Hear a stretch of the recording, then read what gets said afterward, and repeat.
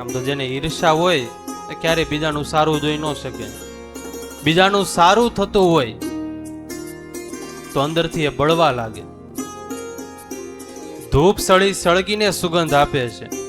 ધૂપ સળી હોય ને, ધૂપ સળી સળગીને સુગંધ આપે છે, પણ માણસ એક એવો છે બીજાની સુગંધ જોઈને હળગે છે.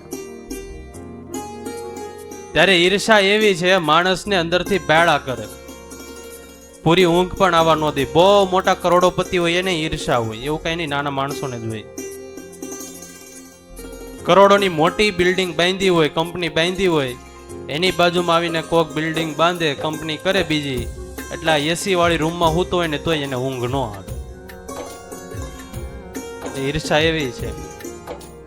કોઈ સરસ કીધું ઈર્ષાની બાબતમાં, આગ કી જરૂરત યહાં નહીં પડતી, આગ કી જરૂરત યહાં नहीं पड़ती, यहाँ तो आदमी आदमी से जलता है.